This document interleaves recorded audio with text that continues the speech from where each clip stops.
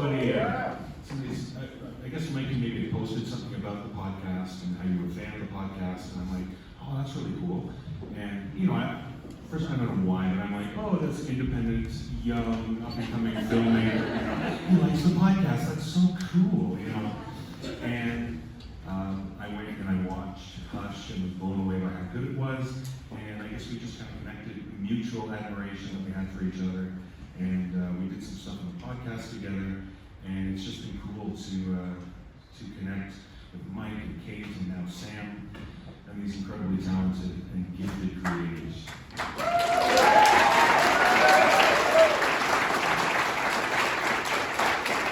And so, with no further ado, would you please welcome the director of Dr. Sleep, Mike Flanagan.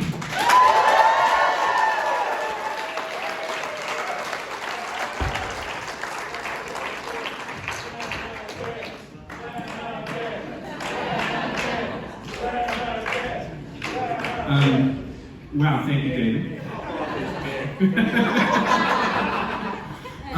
No, that is one of my favorite stories, actually, because I found No Sleep Podcast because I was a fan of great horror fiction, and it was a great place to find great stories. I would go to bed every night playing the podcast right next to the pillow.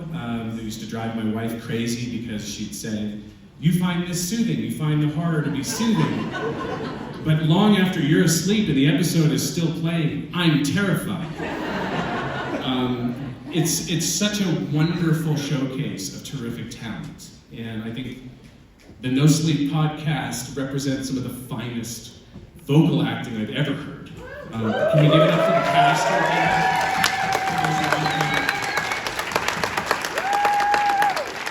It has been a real honor to be able to be part of it in any capacity. This weekend has been surreal. It's really kind of crazy to me that you guys are going to watch this movie here at the Stanley Hotel. My history with the Stanley goes way back too. I came here for the very first time in my life when we screened Oculus here about a decade ago. As many of you, if not all of you at this point, know very well, The Shining was born right up the hill, up there in no small part in the McGregor room where a lot of us just were. And now you're going to see the project that probably made me throw up the most of my career. The sequel to The Shining, based on Stephen King's fantastic novel from 2013, Dr. Sleep. Making this movie was one of the most kind of intensely uncomfortable experiences of my life. It was one of the most thrilling. I had a blast working on it. I went to bed every night convinced I was going to fuck it up, and I woke up every morning just absolutely nauseous. The movie remains one of my all-time favorite experiences, and in no small part because I got to play in two incredible sandboxes. The sandbox of the great Stephen King and the great Stanley Kubrick, who historically didn't get along so well. But I hope you guys enjoy the film. As I tried to warn you individually, if we talked in the McGregor, this is 3 hours long. And, I'm not exaggerating, it literally to the minute is 3 hours long. But I'm really grateful that you guys are watching this version. This is the director's cut of the film. It's my preferred cut. It's still a minor miracle that Warner Brothers let me make this cut, much less released it. They only did it because it did really well. They didn't know any better. But you guys are probably the only audience who has ever seen it this way. This cut is only available on home video. People watch this at home.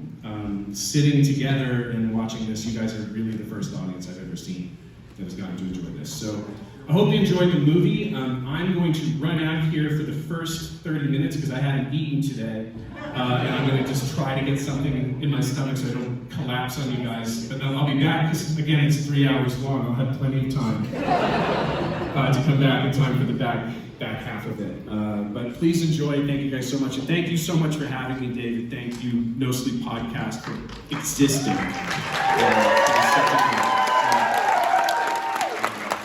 Enjoy, everybody.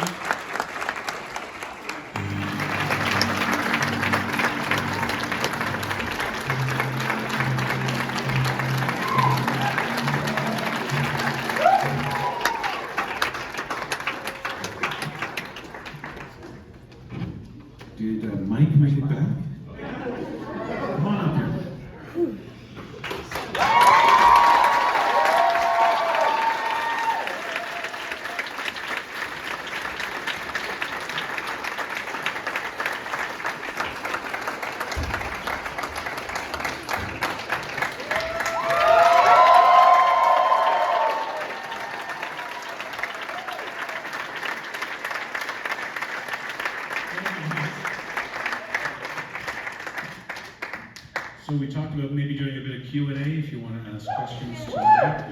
Yeah. What do you think? Yes, right there. So I'm going to say, I have a question.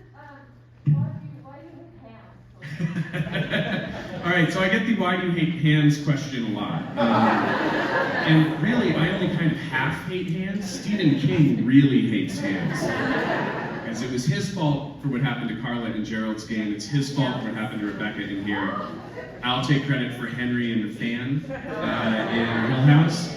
And I'll take credit for poor Kate's hand in Hush, which just got nailed.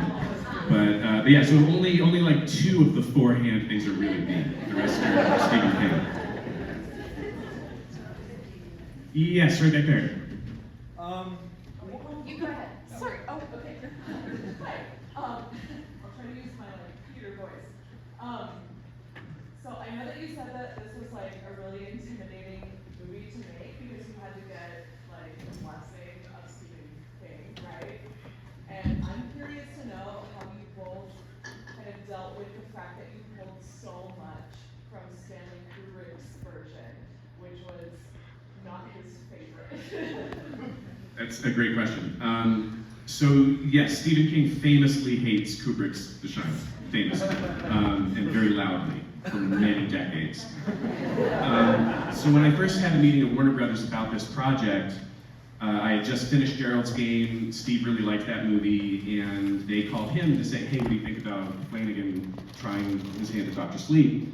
And King was cool with it, but I had to talk to him because my entire pitch to Warner Brothers, which I never thought would go anywhere at the time, so it was really easy to talk in the meeting and just be like, oh yeah, you just rebuilt the Overlook.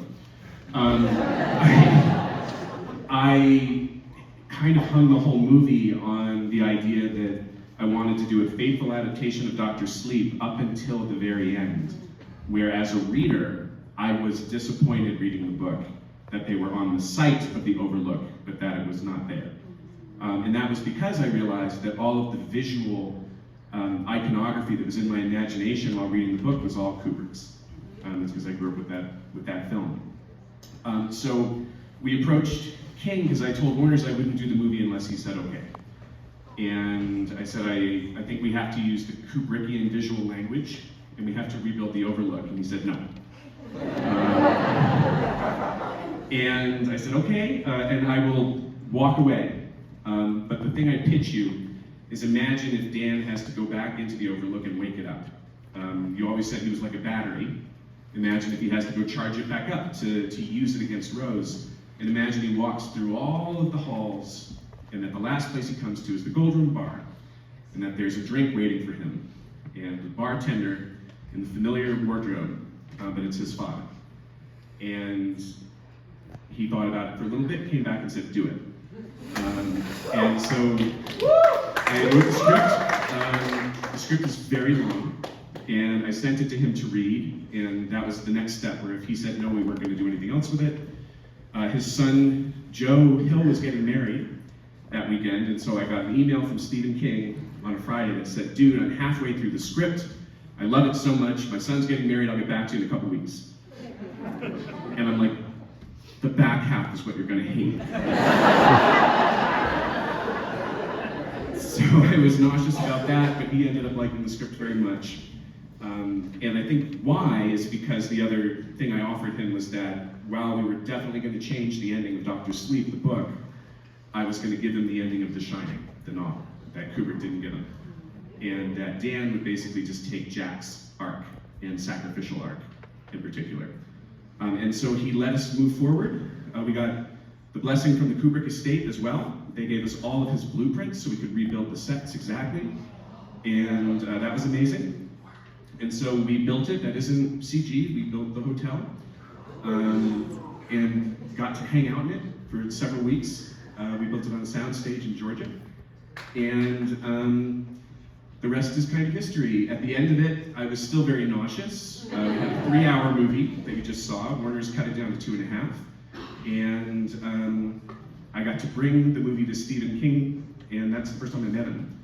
I sat next to him and watched the whole thing down with him and just stared at him the whole time. Which I'm sure made him very uncomfortable. And I overanalyzed visualized every little tick and twitch and smile and noise he made. And at the end of the film, he turned to me and he said, "You did a beautiful job." We went and had pizza and talked for a few hours, and then that night, I got an email from Kubrick's estate, who said they were thrilled with the movie as well. And I said to Kate, when that came in, "That's incredible. Both King and Kubrick's camps are happy. The movie could bomb, and I'd be thrilled." And lo and behold, we went to see it opening night at ArcLight Hollywood, my favorite movie theater, and we were the only ones there. Friday night, opening night at 7:30, and I looked around and we said, "Yep, this is gonna bomb." And it did. All right, sorry, that was a long answer to your question. I saw another hand right behind you though, yes. Yeah, so for his scenes as Jack Torrance, what did you and Henry Thomas identify as some of the most important objectives and emotions for him to be portraying in his creation of the character? So I'm good friends with Henry Thomas. We've worked together 8 times now. And I called Henry when this was happening, and I said, "I have 2 parts, and you can choose which one you want." I have the role of Billy, who is Danny's best friend. You're gonna have a ton of screen time. It's a really fun character. It's really sweet. I've seen you play this guy before. You can do it in your sleep. Or I have another part. It only shoots for 1 day, but you will be scrutinized in a way that you never have been in your career. And it's a huge risk. And you could come play Jack Torrance. And he laughed at me, and then he got really quiet, and then he asked me for 24 hours to think it over. Called me the next day and said, "If you're stepping into the shadow of Kubrick, I'll step into the shadow of Nicholson, and we'll both get fucking beat up together."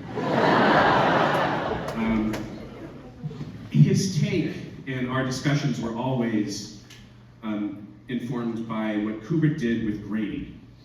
That when you meet Grady and Jack interacts with him, he constantly denies who he is. And the idea was that when the hotel ingested someone and then digested them, they become staff and claim no memory of who they were. And so Henry said, "I'm not going to play Jack Nicholson. I'm going to play Jack Torrance, but I'm going to play Jack Torrance as Lloyd the bartender. That's what would be left of him. And I will just try to find 2 or 3 tiny moments for a little bit of the Jack we remember to peek through." Now that was consistent with how we were treating a lot of the other legacy characters, because there was never a talk of a digital Wendy or a digital Dick Halloran. We always wanted actors who were playing the characters as King wrote them, with just enough visual familiarity to remind us of the Kubrick characters, to remind us of the original actors, but not to do impressions. So Henry stepped into that scene. It's one of my favorite scenes that we shot in the whole film. He had shaved his head completely bald so that we could put on the Nicholson hair. And he was shaking. I remember when we started. When his hand came in to pour the drink the first take, he was shaking. We shot the scene out. We used the same angles Kubrick used, except we added profiles. That was the only difference. And it was a very controversial scene when the film was released, critically. I'm very glad we did it that way. I'm very proud of Henry. I'm very glad we didn't do some kind of weird, uncanny digital Jack or an impression. There was a time when the studio wanted us to hire an impressionist, and I thought that was a mistake as well. But yeah, Henry's whole thing was, "Stop me if I'm playing Jack." And I think that was the right approach. Yes? I read that you made contact with Nicholson during filming or before filming, but I'm just curious, did he give you any feedback, response after the movie came out? Second question is, what is your interpretation of the photograph at the end of The Shining? Of The Shining, oh wow. We did reach out to Nicholson's camp before the movie, and equal parts about wanting to be very respectful, but also wanting to gauge his interest in any kind of cameo appearance, the way we have. I don't know if you guys who spotted Danny Lloyd? The original Danny Torrance is at the baseball game, talking about, Bradley Trevor, number 19, that's little Danny Torrance growing up. So there was a chance where we could potentially have, we talked about having Shelley Duvall come back. She wasn't up for it at the time. And with Jack, what we got back was that he really liked the script, he wished us really well, but that he was very serious about being retired. And that he had told Spielberg, when Spielberg was doing Ready Player One and had his own Shining sequence, he had told him no for a cameo. He didn't have to finish it, but you know, the unwritten part is if he said no to Steven Spielberg, he's not coming out for Ray Flanagan. So,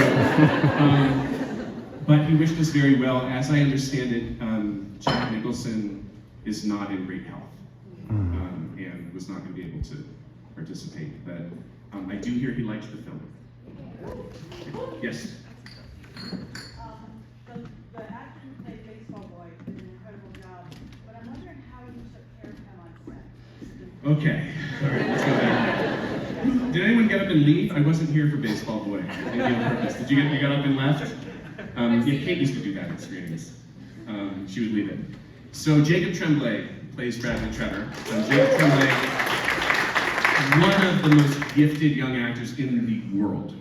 I met Jacob when he was 7 years old. I've ever met in my life. I was like, oh, I'm gonna kill that little shit. This is gonna be great. She and Zahn McClarnon are like, yeah, Jacob, you ready? Yeah. They're in full monster mode.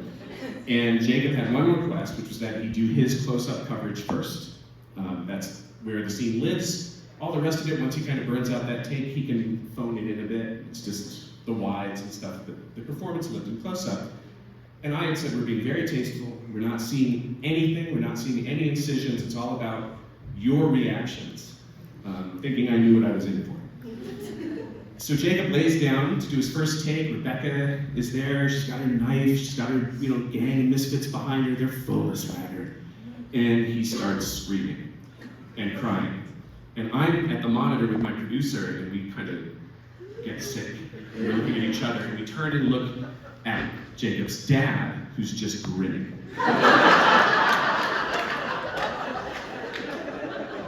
Now the special effects guys are like, no one's calling cut, we're gonna keep going. Jacob's tears, and it's what you saw. And they have a paintbrush, they're dipping it in blood, and they're flicking it at it. So it gets some splashback, and every time it hits, it's even worse, it's more. And Rebecca can't remember her lines. So Rebecca says,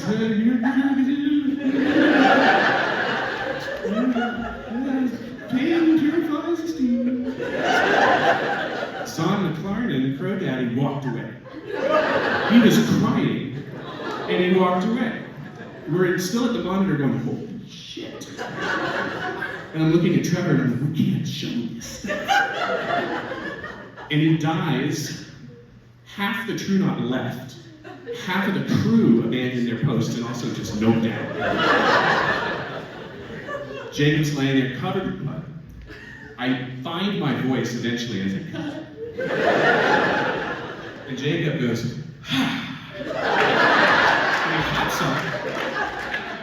Full blood, He walks, and his dad's like right here just leaning by.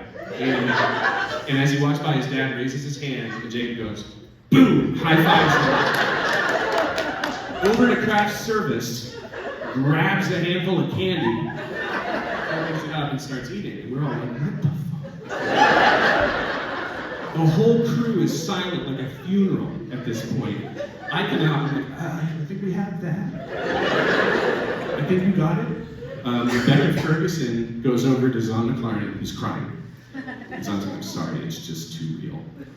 It's okay, he said, we don't have to do that again. I said, I don't think we have to do that again. I think you're okay. Rebecca comes up to me. I'm still kind of shell-shocked. She stands next to me and shakes her head and very quietly goes, there's no way that little shit's winning this scene. Turn around on me.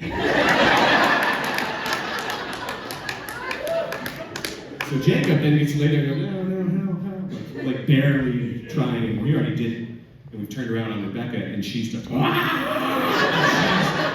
now knowing what she's up against and cutting with just goes ballistic. And the scene worked out. But it was the one scene that Stephen King gently suggested we shorten substantially when we saw it. And he was like, the movie's great, I love it. That baseball boy bit though, it's pretty messed up. And I said, yeah, you wrote it. I'm just trying to do right by you. I was afraid you'd be mad if I fumbled that. He's like, well, you can cut it way back. And it'll still work. And we did. It's actually, if you count the shots of it, it feels unbearable while you're watching it, but it's really not what it was, which was unbearable.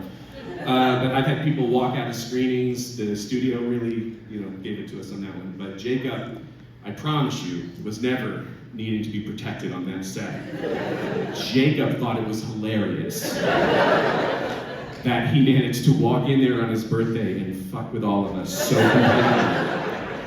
He high-fived his dad, he ate his candy, and he went home.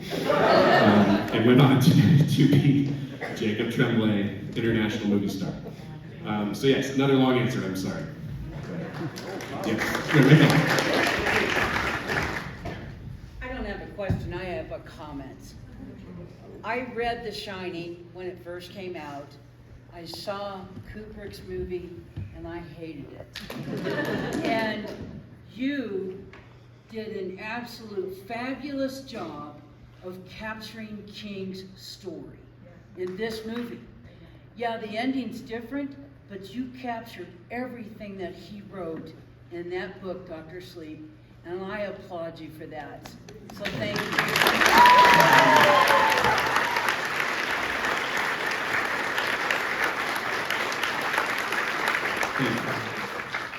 Yes, right here. Okay, so I have a screenwriting question.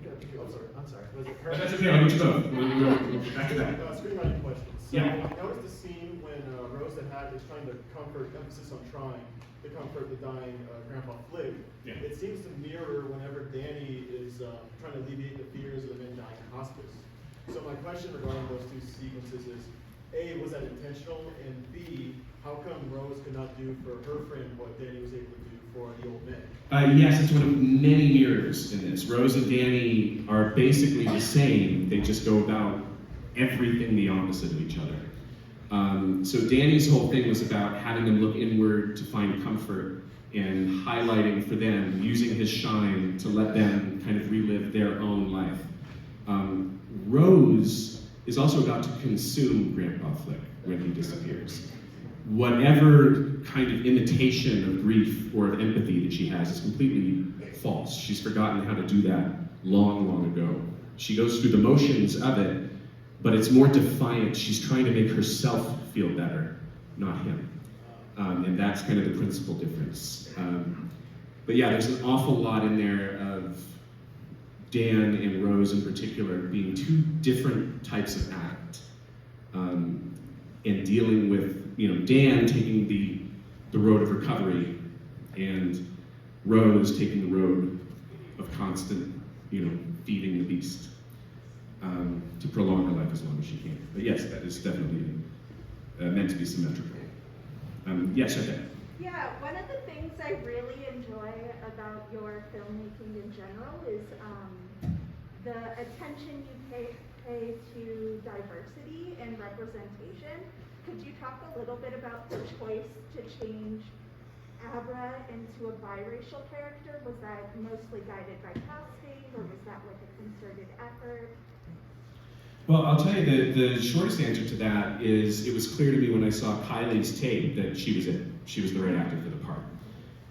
What was very interesting was that there was a hiccup at the very top because Abra is described as white in the book, where when I went to casting and said, I think it's her, where there was kind of all the way up the chain, there was this like, oh, that isn't what it is on the page. And it's like, we're not beholden to any of that, really.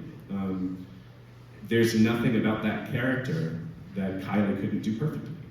And so it wasn't a question of diversity. I put Kylie in there because she was the best actor for the part. And the rest flowed from that. Yes?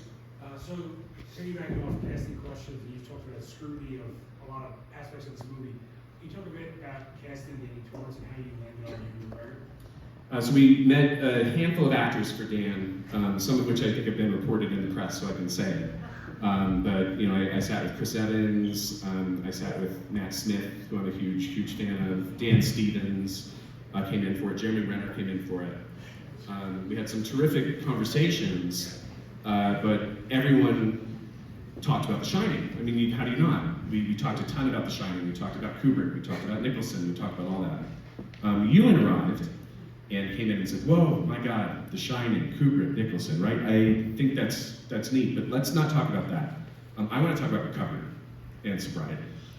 And Ewan at the time was 8 years sober as he came in, which coincidentally is exactly where Dan was in the script. And so Ewan talked about his road to sobriety, and not a third of the way through that conversation, I knew he was going to be cast, and that the part was his. And he recognized something that, King echoed later when we talked about the finished film, which was that The Shining was about alcoholism and about King's anxiety about what his alcoholism could do to his family if left unchecked.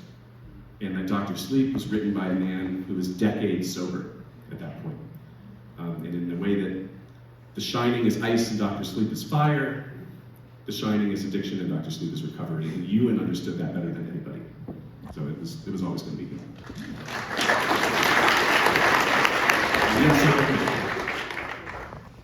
What was it like working with a cat on set? I hate it. First thing I did after this was kill 150 cats on the page for Midnight Mass, just all of them.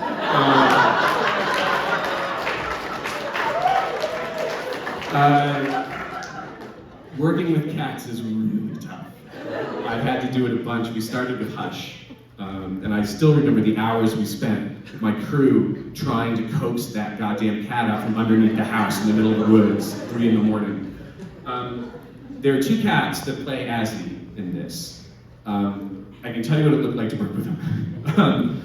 We had only 2 or 3 shots where they had to walk up a hallway, which we did with lures, and you don't hear the sounds of the trainers going all the time. Then there's a shot of Ewan sitting next to a patient and the cat's at the patient's feet. We ran that as long as we possibly could before the cat jumped off or licked its ass. So the footage of the cat itself that it always cuts to, which is just the feet and the cat kind of looking at the camera, that was 90% of the work we needed from the cat. It took hours. And we had this actor laying there on this bed with this cat, and we kept putting back between his feet. And the cat would go and put it back between his feet. We're using laser pointers, toys, catnip, tranquilizers. We're swapping out the cat with the other cat. Anything they can think of to get the cat to look at the camera and not do anything fucking weird for like 12 seconds. And then we get that 12 seconds, and it's like, all right, now run it backwards. We'll use it again, and people won't realize it's the same shot. Run it in slow motion. We can make this even better. Reverse it so the cat turns toward you instead of jumping on the frame. It was torture. But it worked out. I think those scenes are pretty cool. I really like those. Yes. Yes. I didn't really have a question necessarily, but it's a similar comment. I know how you said that this film flopped when it came out, and I know you said you went to that screening, but just you guys only went to the theaters. But this is the screening you were meant to have. Oh, thank you.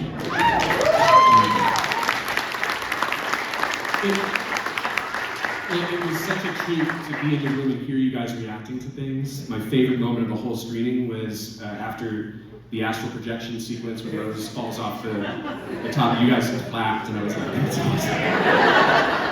I really knew it. But yeah, I have to say, for all of the sadness about the box office, when this film was released on streaming, it did very, very well. And so it's been finding its audience in little pieces over the years, which is exactly what Stephen King said would happen. But thank you very much. Yes, right here. So to piggyback off what you said about Ewan McGregor and his own journey with sobriety, how much of yourself did you see in the character of Danny Torrance in this story? A lot more by the end of the shoot than I did at the beginning. So I got sober while I was working on this movie. Yeah.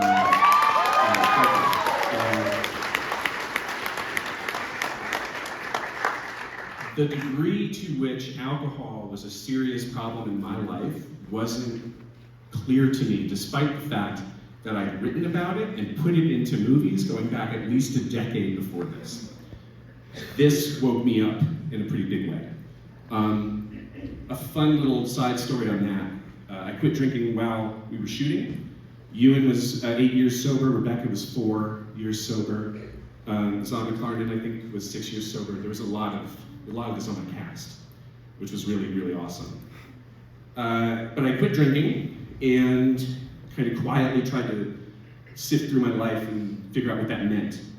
And a year to the day that I quit, on my first birthday, I reached out to Stephen King, who I hadn't said anything about this to, and I said, I just wanted you to know that it's been a year since I had a drink, and it's because of you and your writing. That's a big part of why, and because I got to inhabit this story about recovery in such a profound way. So I want to thank you. And he wrote back, and he said, that's really neat. Today's my 30th anniversary of sobriety. And we have the same sober date, which I had no idea Wow. when it happened. But I still will email him on the day every year just to say thank you. But yeah.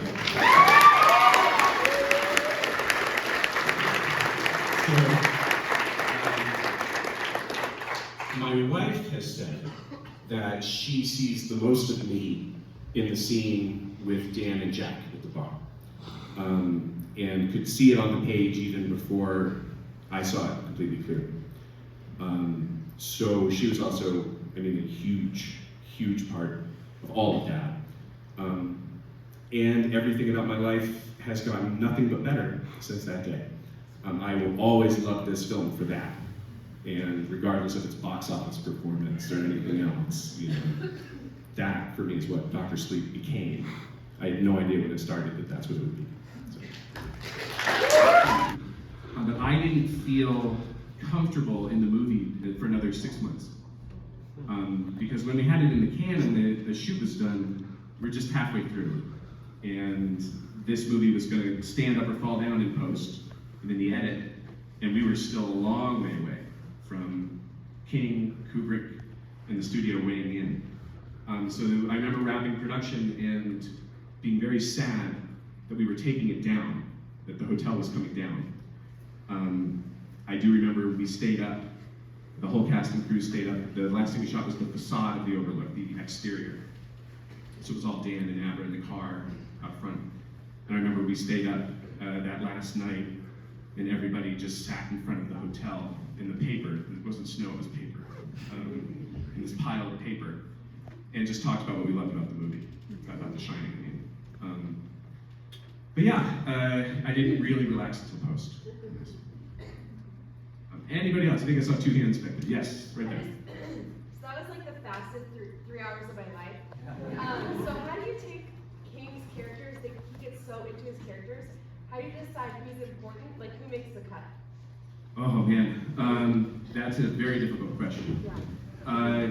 It's with King, it's all about paring down without removing something critical. We cut a lot of characters out of this book. We changed the fates of others because it was too crowded in the finale of the book for me.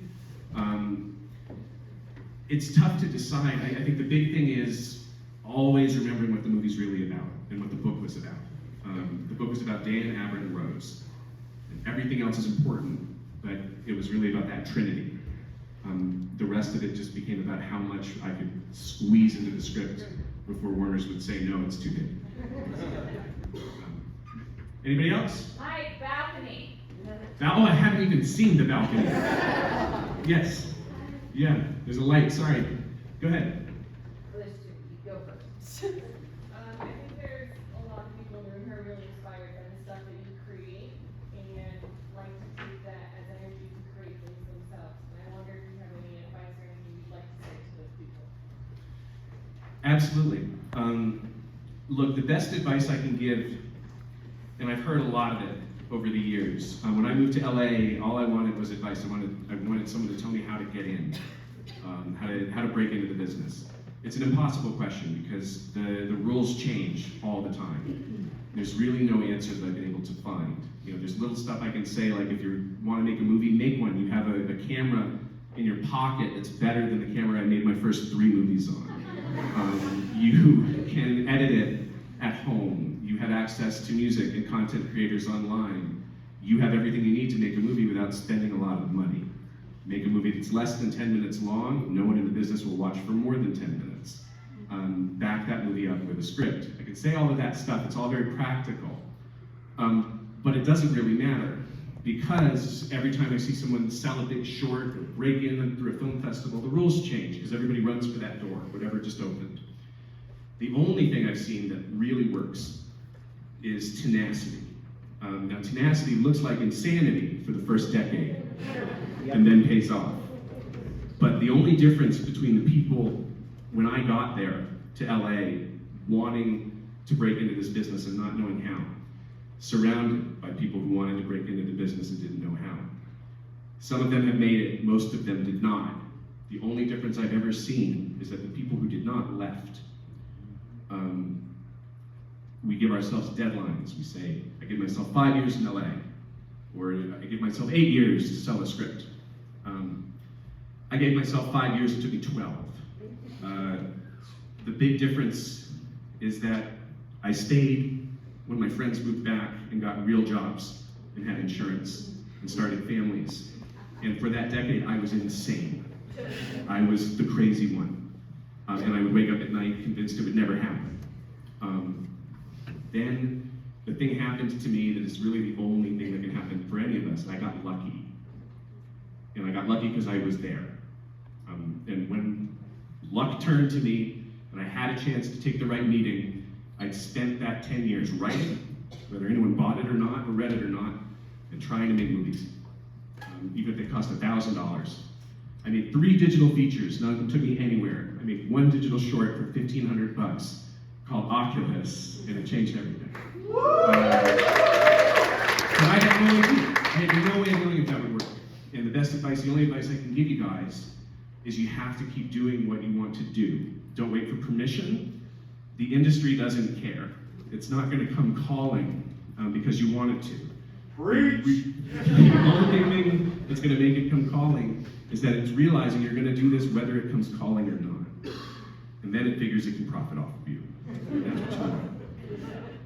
If you want to write, keep writing. If you want to make movies, make them. Assume your first 10 are going to suck. Get them out of the way. Learn all you can from those 10 terrible movies, and then keep going. And if you beat it, you only make 3 bad movies, and then all of a sudden it works. That's awesome. You did better than I did. So that's it. Just keep working. Keep doing what you want to do. Announce to the universe that that's what you are. And if you don't quit, it'll catch up to you. But that's all I got, really.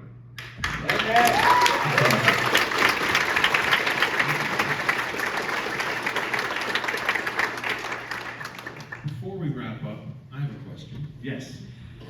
Would you be able to give us a sneak peek, not visually, but through your words, what can we expect from the fall of the House of Usher?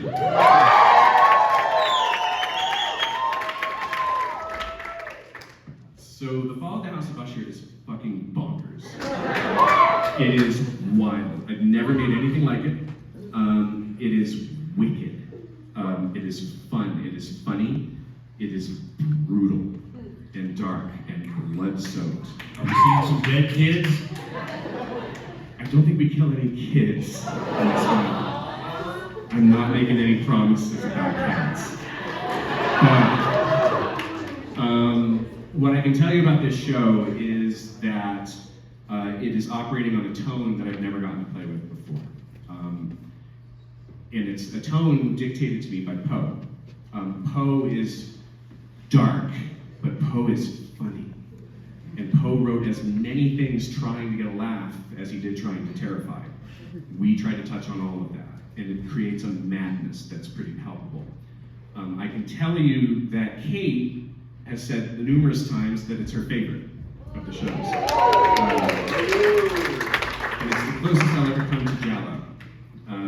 Our blood budget on this show is at least 10 times that of any other thing I've done. But I hope you guys like it. It'll be out sometime next year. It's a total romp. Do not let the kids see it.